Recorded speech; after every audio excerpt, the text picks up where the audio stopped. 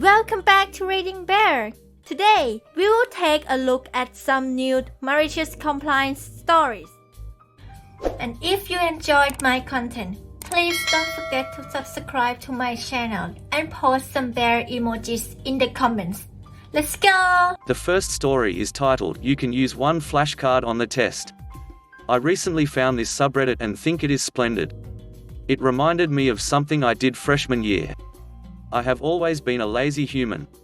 Not the lazy that causes other people to hate for not working on a group project. More of the work smarter not harder kind of lazy. Anyways, it was the end of freshman year, finals were coming, and teachers were laying out the requirements.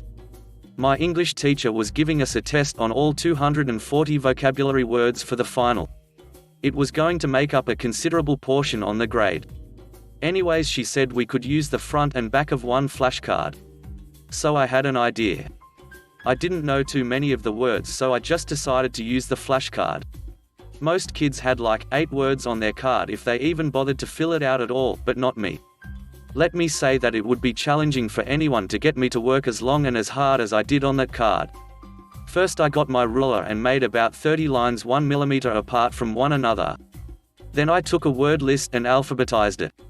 I then wrote next to the word the closest matching synonym that I knew next to it. I used the lines to fill in my smallest handwriting possible, every single word. Anyways, I showed a couple of people and they were angry at my loophole and said I was going to get in trouble. Nope. Easiest 100% ever. I still have the note card, and I have just temporarily made it my profile pic. This was 4 years ago, just for reference. The next story is titled, "A Customer Gets Frozen Milk, Eggs and Cheese." First, a little backstory. I work as a deliver driver for a store. People order groceries and the store collects them and I deliver them. We have 5 cars driving on a typical day and every car has a freezer and a cooling unit on the roof. When people order, they can add a message to the driver.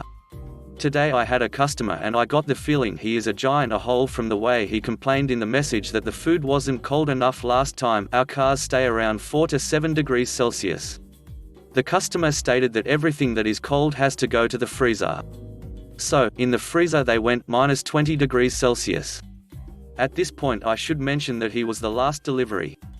His food was in the freezer for approximately 1.5 hours. When I arrived at his house I checked if the items were frozen. Yes, they were. Milks weren't fully frozen but enough that you couldn't drink them. I started to unload the bags on his door. He asked why 3 of the grocery bags were cold. I told him that he asked them to be in the freezer. I was right the whole time, he was and probably still is. And a hole.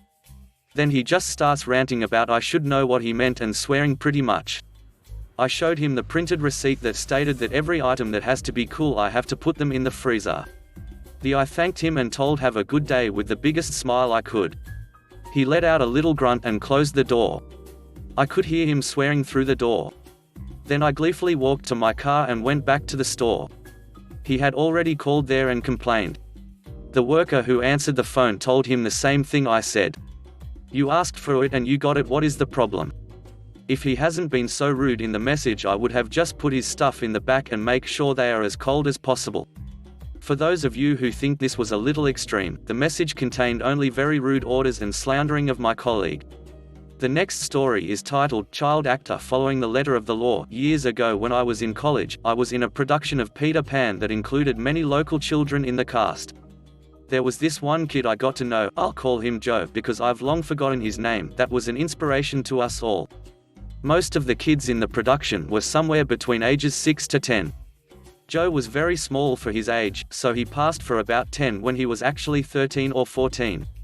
A teenager with all the teenager hormones and rebellious behavior, but he was also really clever and used the fact that everyone thought he was in elementary school to his favor. For example, before rehearsals would start, I'd walk in and see him with the other little kids sitting on the laps of the college co-eds. Something he knew would never fly if they had ever bothered to ask him how old he was. Anyway, he was full of little tricks like that, taking their assumptions about his age and using them to his advantage.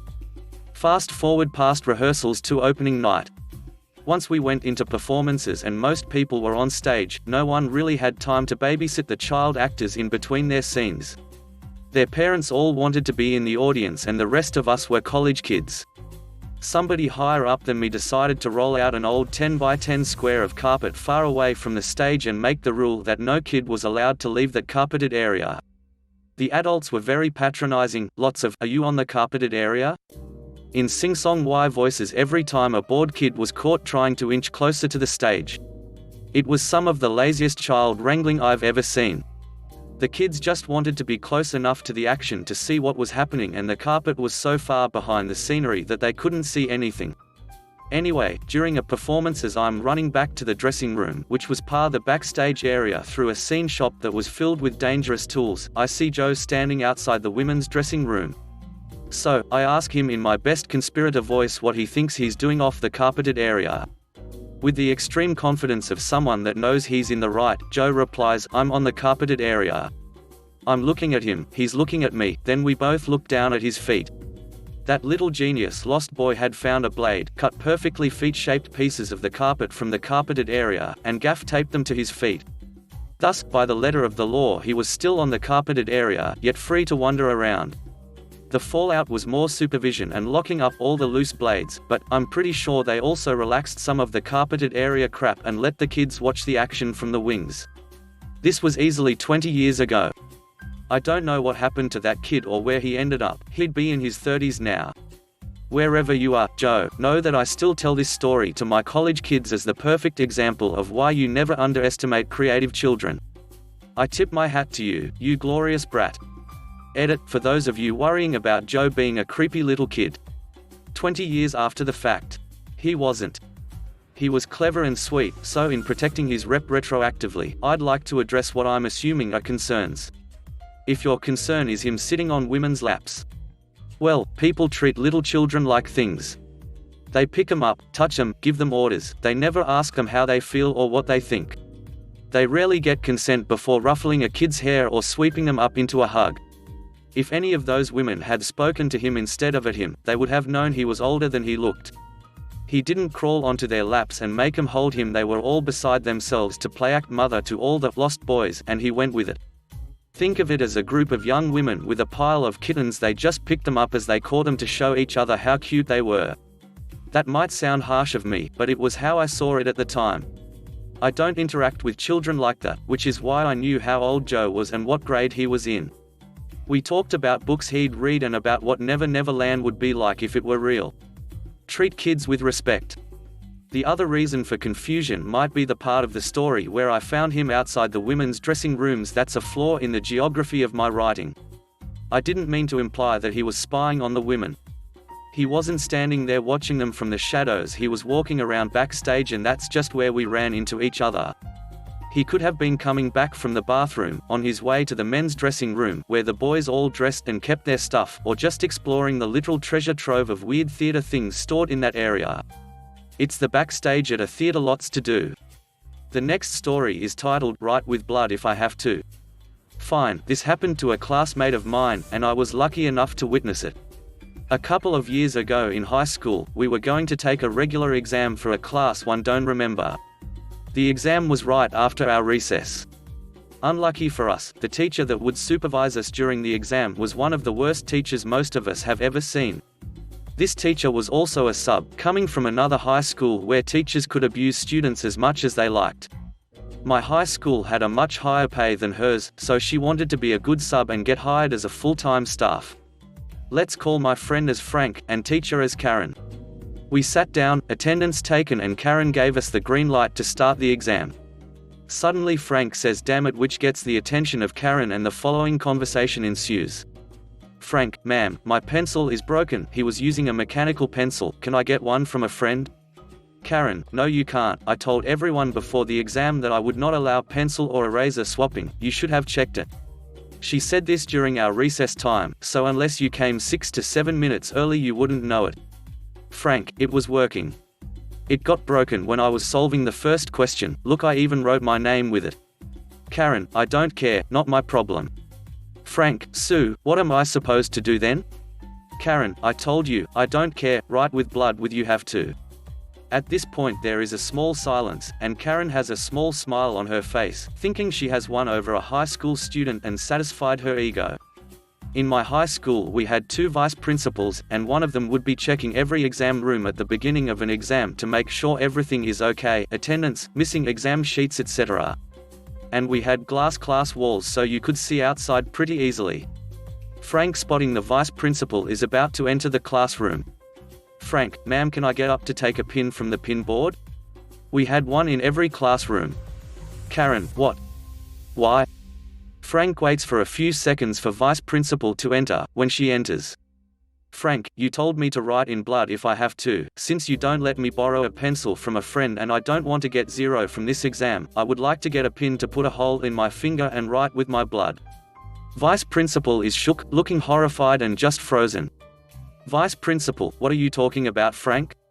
Frank: "Ma'am, my pencil got broken during the first question. I asked permission from Karen to borrow a pencil from my classmates, but she said I can't, she doesn't care what I do, and that I can use my blood if I want to. So I wanted to use my blood to write and not get a 0 on an exam." Vice principal looks at the class with a puzzled face as we all nodded our heads confirming Frank, and some even say, "He is right, ma'am." Vice principal looks mad, but won't say anything during an exam, in front of an entire class. Vice principal: "Frank, take a pencil from your friend, of course you can't use your blood to write in any case. If anyone else needs, they can also borrow pencils or erasers." Vice principal storms off the class as Karen throws a death glare to Frank. We learn a couple of weeks later that vice principal taught Karen a new one for being so stupid. Karen was overall a very bad teacher and had a ton of complaints about her within just a semester. At the end, she was sent away 1 week before the semester ended. We were already done with the curriculum, so there was no missed material, and of course, she wasn't hired as a full-time staff. The next story is titled, "No, I Won't Do Your Part in Our Group Project." In my university, most of the lessons don't have an attendance requirement, and they upload the video recording of the lecture and lecture notes to the school system. When I have questions, I prefer to send an email or give a visit to the professor at his/her office hours. So I see no reason to physically attend the lessons, the only downside that I rarely know the other students taking the same lesson.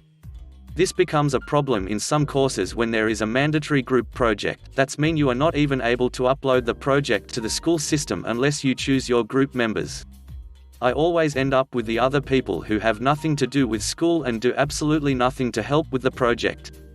After multiple projects which I had to do other people's parts, I had enough. And that's where our malicious compliance begins.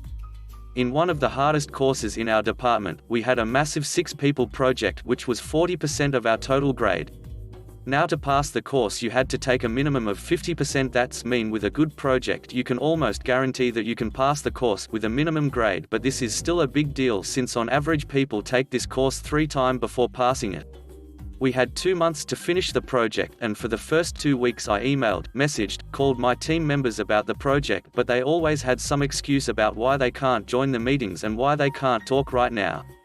So, in the end, I separated our roles in the project and sent them an email showing who is responsible for what. I finished my part on the project rather quickly and I started to wait. A week before the deadline, my group members noticed that this time nobody did their part. There was chaos, they were panicking and they were angry. Group was filled with messages like why nobody did the project and what they were going to do now. I was enjoying to read their angry and desperate messages, but of course, I am not worthless, so I explained to them what they should do and how they can do it. I even send them some links to tutorials and example projects similar to ours. With enough effort, there was still enough time to do something decent. Time was passing and they were getting even more desperate, but they were still doing nothing. Some of them called me and tried to arrange meeting, but I gave the exact same excuses they gave me month ago and told them I already finished my part so they don't have to worry about me. They tried to convince me to help, but every time I said I would love to help, but insert one of the excuses that person gave me before, so I can't help. Last day of the deadline I asked them to send me to the part they did, which they responded with they will try to send something in a couple of days. Now there is a 10% punishment for each day past the deadline, so I said no, I am sending it today, so send me the part you completed. Realizing they are going to get 0, they insisted that for my part 1 write their name too. I simply answered with no smiley face, and I ignored the rest of the messages they wrote. A couple of hours before the deadline I send the project with the documentations explaining the project and who did which part. Now 10% of the project's grade was sending a working project, so I was waiting for a maximum of 91/100ths, but I was also worried because 80% of the project was missing and perhaps professor can decide to give 0 to everyone. But luckily this didn't happen and I actually got 90 points while my other team members got one big juicy 0. The next story is titled Taking a Break Outside the Office Was Frowned Upon. Taking it inside, however. Development position, team of 2. One day, Boss comes to my desk. We need to talk about your working hours. Huh, why? You've been missing a lot of time lately. That can't be true. I used to come and leave at 8 hours later plus 1 hour for lunch. We go to check it out, and it turns out that most of that time is for bathroom breaks and a few times I left to walk around the office and refresh myself. Bathroom breaks? Are you aware that I have irritable bowel syndrome, right? Yeah, but company policy says we are allowed 13 minutes per day. I'll try to talk with HR, but can't promise anything. And about the breaks outside the office, are you aware that I'm quite stressed because I'm lifting most of the weight of the project and needed to refresh myself, right? Yeah, but that's company policy. Are you also aware that I don't take most of the breaks everyone else takes, right? Yeah, but that's company policy. So, in the 4-6 months that I had left, as I was already looking for something else, but in a more lazy way, my workday started with 1-2 hours of listening to a podcast in my station, then a 45-minute break inside the office for fruit and read a book. Then 1 hour of actual work. Lunch pause. Oh, but I'm having lunch inside. The system automatically adds 45 minutes for lunch if you don't leave, unless I actually leave the office building after lunch. Then 2 hours of work. Then the evening fruit and read break inside the office.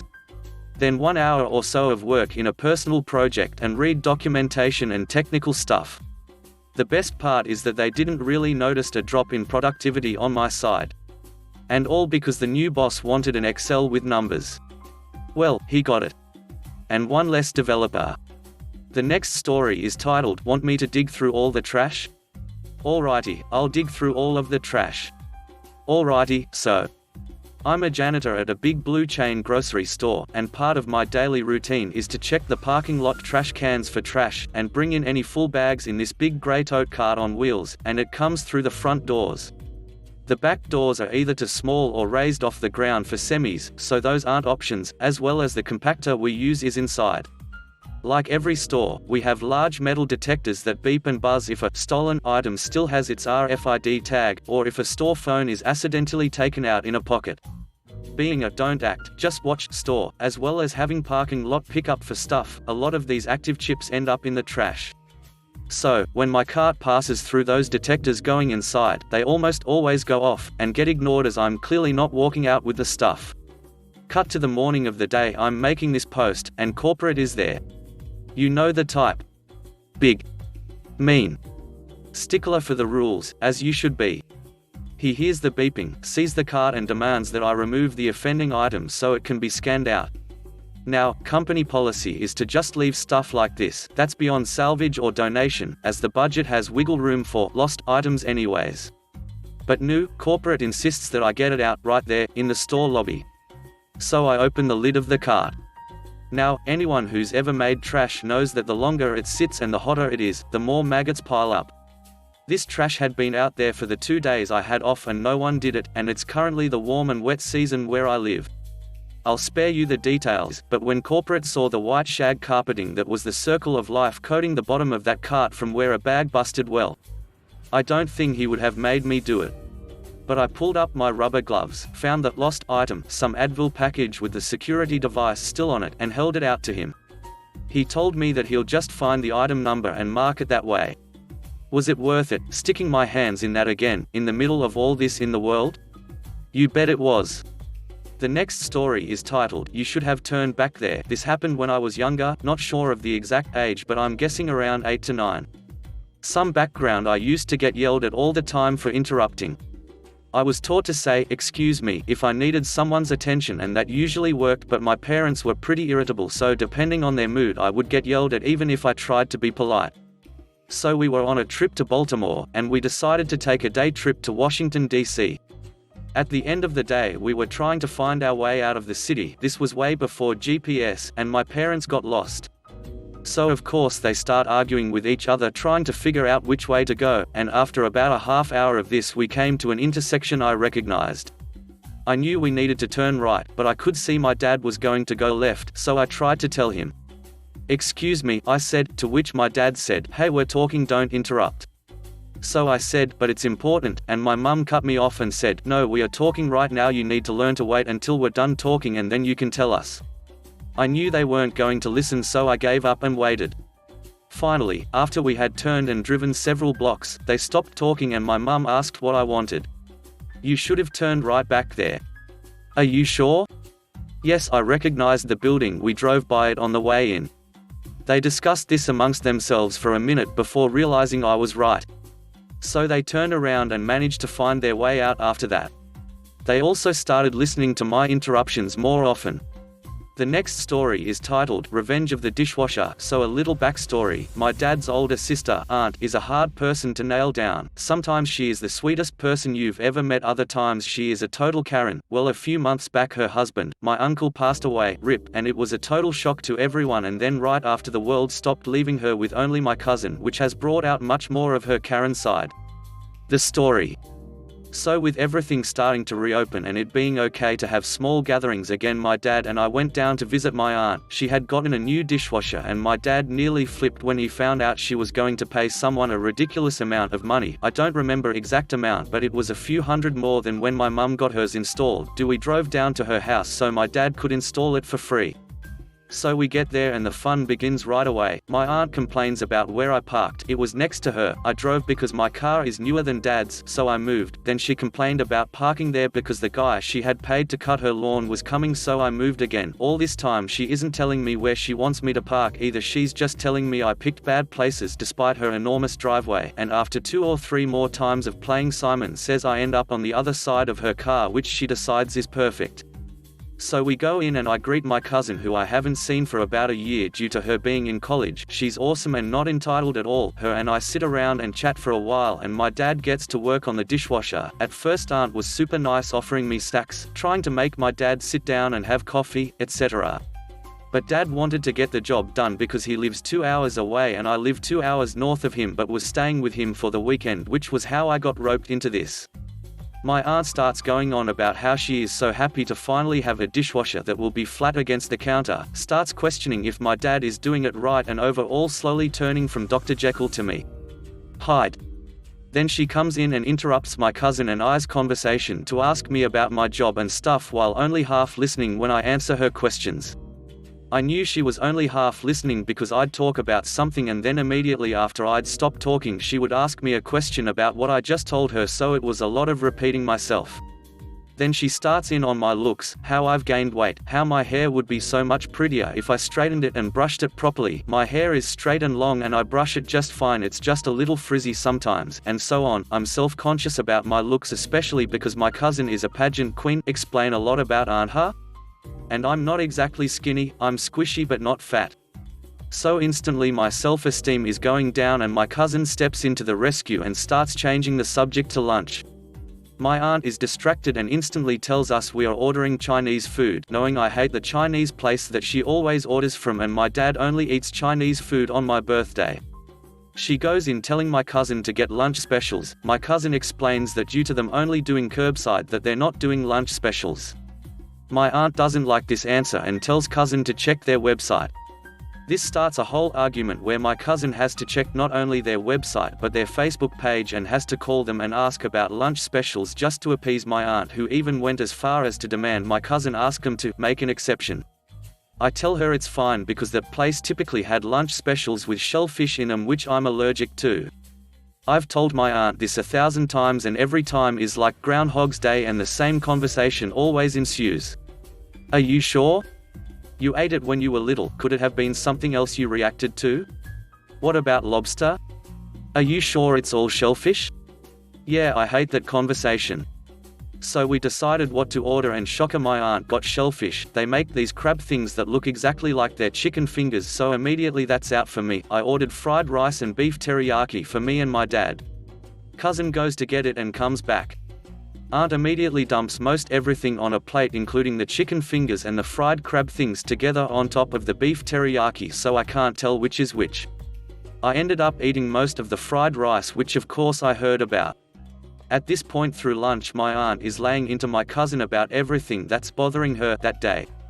Her attitude, how lazy she is, her boyfriend and how lazy he is, in front of me and my dad. I tried to change the subject, but it always looped around to my cousin. My dad was pissed, and when we finished lunch my cousin wrapped up the leftovers and said she was taking them to her boyfriend because he was doing summer work and hadn't eaten today. She then looked at me and invited me along. I don't think I've ever ran out the door so fast in my life, and I felt bad for ditching my dad. This happened while we were gone. I heard it secondhand. My aunt then laid into my dad about the dishwasher again, and my dad had the horrible realization that he was missing a hose that my aunt forgot to buy separately, so now my dad had to go to the store with my aunt. The entire way there she complained about my cousin, my other aunt in Florida, my dad's attitude, and how my brother never comes with us for visits. He can't stand aunt. They get to the store and my dad thinks he knows where the part is, but my aunt demands help from the cashier. She goes full-blown Karen, being rude to this poor girl who is just a cashier and doesn't know much about the stuff they sell, and my aunt berated her almost the entire time, calling her names even that I won't repeat to keep this clean, but they sounded similar to Cupid dumb bass. My dad is stunned to silence as he witnesses this, and just as this girl is about to cry he finally finds his voice and cuts in, stepping between the girl and my aunt, hands the girl a 10 and thanks her for her help and tells her she can let him be now. The girl practically runs for the hills at this point, and my dad turns and lays into my aunt now. Dad, what is your problem? Aunt, what? Dad, why are you being so mean to everyone? Aunt, well, I'm not meaning to. My husband did just die after all. Dad, aunt's name, you were a witch, not witch before that, so don't pull that on me. My dad then walks off and finds the part. He buys it, with my aunt being strangely quiet the entire time, and my dad is even careful not to go to the same cashier that helped them. My aunt drove back to the house after like a maniac and yelled at my dad, which he says he tuned out. When they got back to the house, cousin and I had also just gotten back, and aunt began yelling about how my dad embarrassed her. My dad had enough this point and they started arguing. My cousin and I escaped to the den to watch Disney movies while this was over, where my aunt uttered the famous words, "Just finish the dishwasher." Insert evil laugh as my dad remembers her bragging about how her dishwasher will be flat against the counter. Dad agrees and goes about installing the dishwasher, except he puts the brackets in backwards on purpose, so when he is done an hour or two later, it sticks out of the counter by about an inch, not enough to walk into and hurt yourself, but enough to really irritate my aunt. She starts yelling at my dad that he did it wrong, and my dad shrugs and says that if we don't leave now we will probably hit rush hour traffic, so he grabs me while my aunt is still complaining and we run for the car. My cousin texted me on the way home saying aunt hadn't stopped grumbling about it since we had left and she thought it was hilarious. Please don't be a Karen, guys, particularly not to my dad. He's in a hole in all the best ways. Sorry the revenge was so small, but if it helps, my mum called last night to check on my aunt and my aunt is still complaining about it. My parents are divorced, but my mum is still in contact with my dad's family and they're still okay friends, so it really bugs her that much. If you enjoyed the video, please subscribe to the channel and post some bear emojis in the comment.